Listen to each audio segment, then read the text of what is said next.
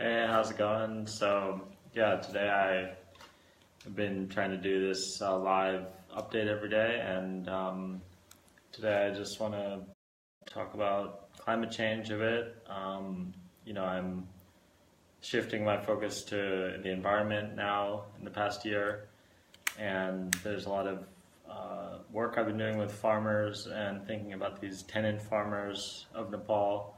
And my school friend, my old friend, Peter Gill, he published an article today about tenant farmers of Nepal, and I think that's a really interesting subject because um, I think there's a lot of real estate concepts or agriculture concepts that are pretty different in the West or like compared to the West. So I thought that was a really cool angle that he was discussing about these people I've seen in Nepal that, they don't own their land, they lease their land. So, when you think of farming, you think kind of like people that have a lot of land and a lot of money or something like that. But what people do is actually, rent land to do their harvest or something like that. So, um, what's needed is tools and sustainable farming practices that can benefit people that don't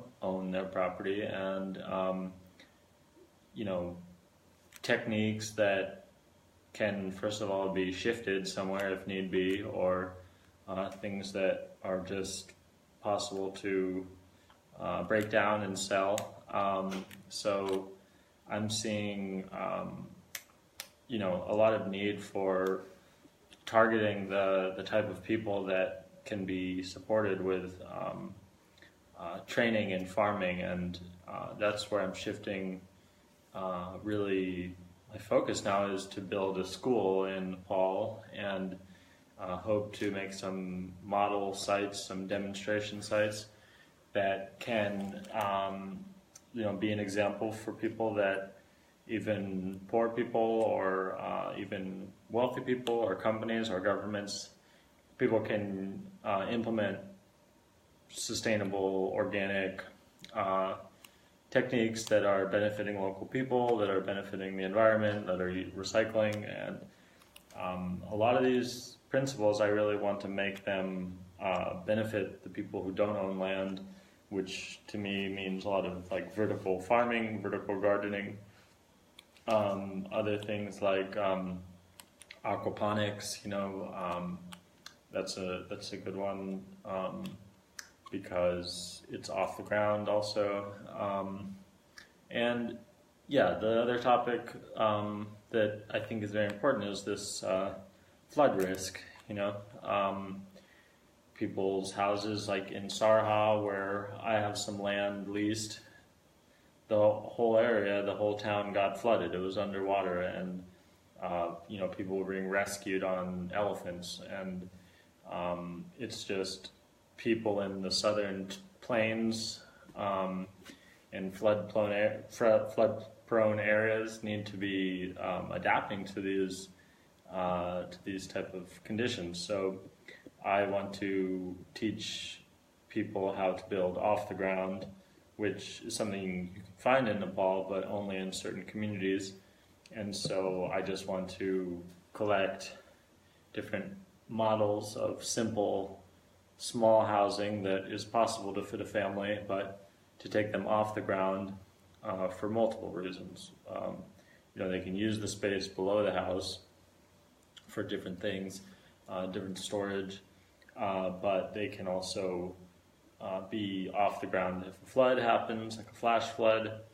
But then the really crazy point for these people in the South is like all these people live on national parks, and they live like inside or on the edge of national parks. And a major issue is like wild rhinos and wild elephants and tigers and bears coming into the village and destroying things. So, and snakes also. And so, these stilted houses are an important design to protect your house and your family. And if you have a raised house, my research is that my teachers and mentors there in Chitwan are saying that animals don't attack something that's like above them, like even an elephant,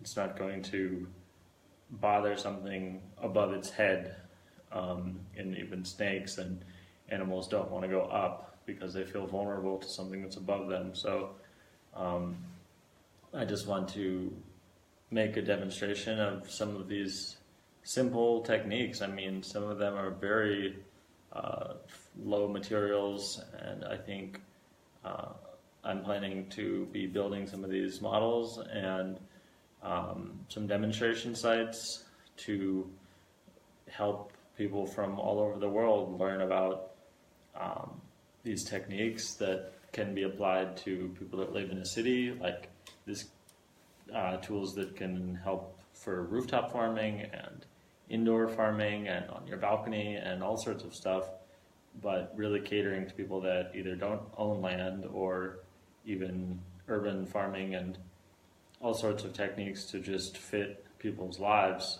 because we're seeing that there's a tipping point right now of bad conditions from climate change and overpopulation, and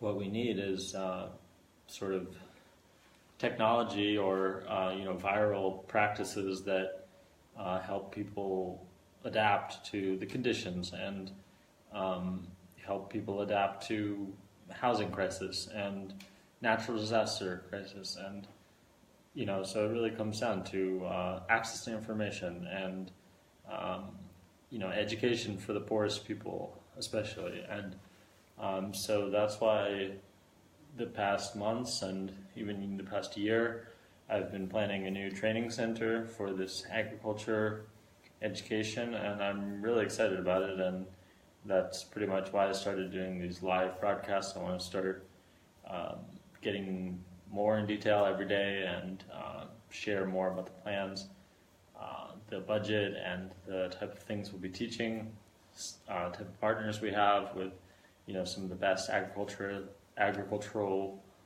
trainers in the country, and some amazing minds coming together to make a resource and make a hub of knowledge for climate change adaptation. So I'm really excited about that, and I want to get these live broadcasts going to start answering questions and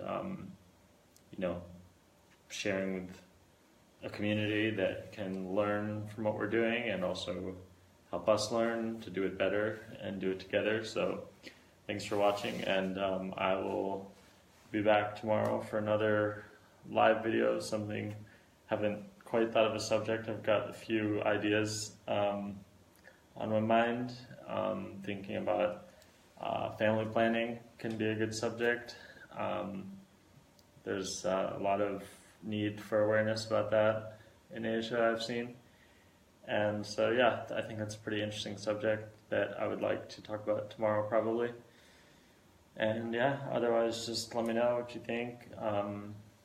And I'll be answering questions in the next video. If you post below or whatever, you can comment here or send me a message, and I'll be happy to discuss. Or even if you want to join me on one of these, we can do like a 2-person live video. I think that'd be cool. I want to mix it up, do different stuff. I've got some more stuff planned, so thanks for checking this out in my little series for this, and yeah, see you tomorrow.